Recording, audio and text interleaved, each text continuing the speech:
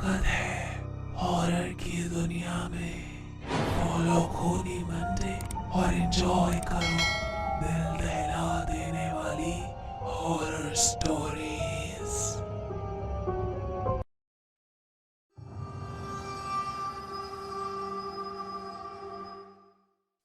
Meerut GB block haunted house horror. ये कहानी है इंडिया के सबसे मशहूर भूत बंगलों में से एक, मेरठ जीबी ब्लॉक की।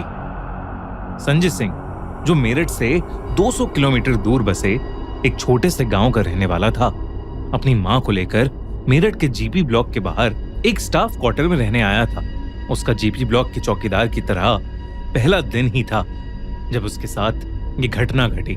संजय नौकरी मिलने के बाद बहुत खुश था, पर उसे ये नहीं मालूम था कि जिस जगह की वो चौकीदारी करने वाला था वो इंडिया की सबसे भूतिया जगहों में से एक कही जाती है।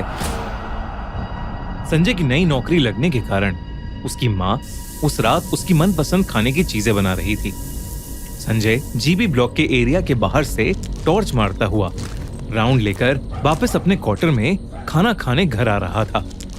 तभी अपने घर से थोड़ी दूर एक नलके के पास खड़े हुए अपनी माँ को उसने किसी को कहते हुए सुना, इतनी रात को तुम्हारा ऐसे इलाके में होना ठीक नहीं है। जब उसने वहां पहुंचकर अपनी माँ से पूछा कि वो किससे बात कर रही थी, तो उन्होंने उसे बताया कि वो खाने के लिए पानी भर रही थी। और तभी उन्हें आसपास की झाड़ियों से जीबी ब्लॉक की तरफ जाती हुई लाल साड़ी में एक लड़की दिखी। जब उन्होंने उस लड़की को वहां से जाने के लिए मना किया तो उस लड़की ने उनकी बात को अनसुना कर दिया और भागकर जीपी ब्लॉक के अंदर चली गई। संजय और उसकी मां दोनों को उस औरत का रात के इस समय झाड़ियों और जंगल से घिरे जीपी ब्लॉक के अंदर घुसना ठीक नहीं लग रहा था, और इस डर से कि कहीं पहले दिन ही जीपी ब्लॉक में कुछ अनहोनी न हो जाए, संजय वापस जीपी ब्लॉक के अंदर जाकर उस औरत को ढूंढने लगा। रात के अंधेरे में जंगल और झाड़ियों से घिरे होने के कारण संजय को बस उतना ही दिख रहा था जितना उसकी टॉर्च की रोशनी दिखा पा रही थी। जीपी ब्लॉक का बंगला 3 हिस्सों में बटा हुआ था। दिन में वहां जितनी शांति लग रही थी, रात के अंधेरे में वही खामोशी अब और ज्यादा भयानक लग रही थी। संजय ने सोचा कि उसे जीपी ब्लॉक के उन 3 हिस्सों में एक एक करके जाना चाहिए। अपने हाथ में लाठी लिए और टॉर्च के सहारे संजय जब पहले हिस्से में घुसा तो उसके पूरे शरीर में उसको एक रूह चीर देने वाली ठंड महसूस हुई। ये बहुत अजीब था क्योंकि तब गर्मियों का मौसम चल रहा था और बिल्डिंग के अंदर इतनी तेज ठंड का होना बिल्कुल भी नॉर्मल नहीं था। फिर भी संजय ने हर जगह टॉर्च मार कर देखा, पर उसे कोई लड़की दिखाई नहीं दी, पर उसे वहां ढेर सारे बालों के गुच्छे मिले। उसे समझ नहीं आ रहा था कि वो बालों के गुच्छे वहां कहां से आए।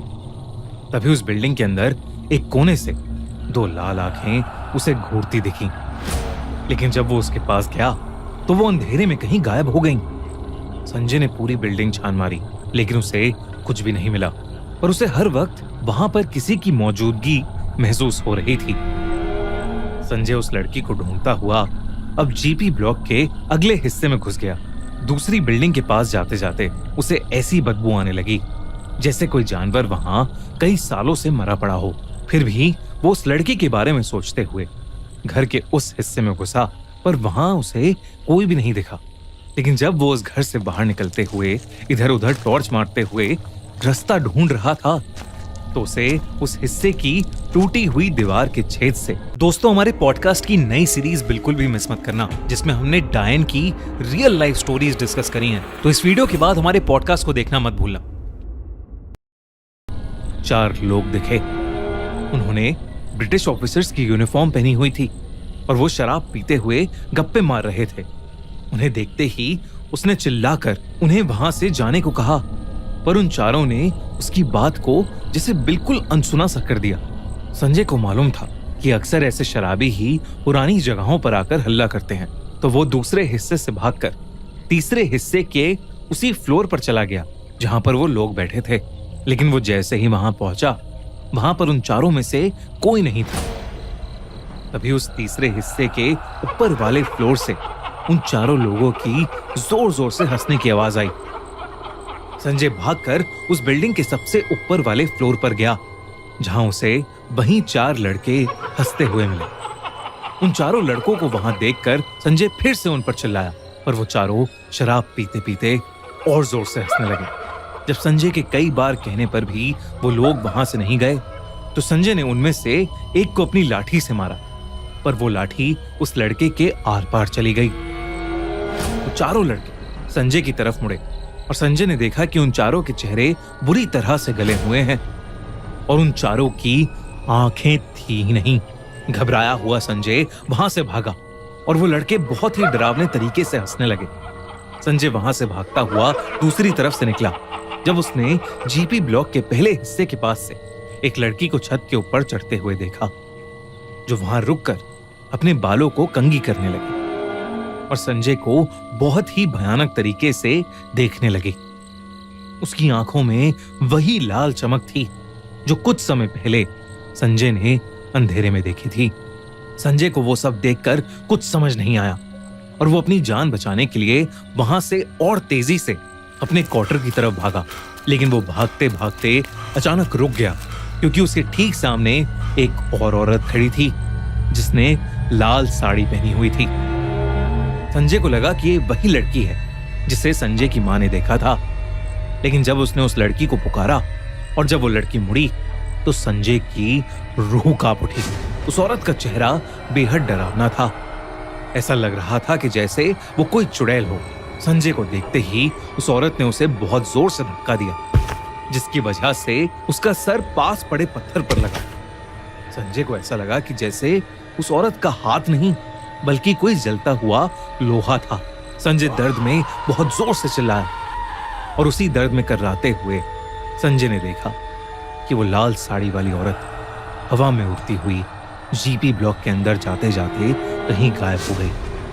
उसकी मां संजय की चीख सुनकर उसके पास आई तो संजय बहुत बुरी तरह से डर से कांपता हुआ जीपी ब्लॉक की तरफ देख रहा था। तभी संजय ने अपने कान में एक औरत की आवाज सुनी जो जीपी ब्लॉक के अंदर से सिर्फ संजय को सुनाई दे रही थी और जो उसे कह रही थी, मैं हमेशा यहीं रहूंगी और अगर तू और तेरी मां यहां फिर से आए तो मैं तुम दोनों को जान से मार दूंगी। संजय की मां भी घबराई हुई उसे स्टाफ क्वार्टर के अंदर ले गई। तब उसकी मां ने देखा कि संजय की छाती पर किसी इंसान के हाथ के निशान थे। उस दिन के बाद संजय ने वो नौकरी हमेशा के लिए छोड़ दी। बाद में उसे पता चला कि जीबी ब्लॉक में पहले ब्रिटिश आर्मी की बिल्डिंग्स थीं और वहां पर अक्सर लोगों के साथ ऐसी ही चीजें हुई हैं। कई लोगों को वहां ब्रिटिश आर्मी के टाइम के ऑफिसर्स दिखे हैं और कई लोगों को वो लाल साड़ी वाली औरत। संजय समझ गया था कि उस दिन वो मेरठ के भूत बंगले से बाल बाल बचा। मेरठ जीपी ब्लॉक के बारे में कई अफवाहें, कई लोग उसे इंडिया का सबसे हॉन्टेड भूत बंगला कहते हैं तो कई कहते हैं कि ये सब एक झूठ है। हमें कमेंट्स में जरूर बताइए। दोस्तों जल्दी से एंड स्क्रीन पर क्लिक करो और चेकआउट करो हमारे पॉडकास्ट का एक बहुत ही इंटरेस्टिंग एपिसोड, दास्ताने डायन। और अगर आपको एक कहानी अच्छी लगी तो हमारा चैनल खूनी मंडे सब्सक्राइब करना बिल्कुल मत भूलिएगा।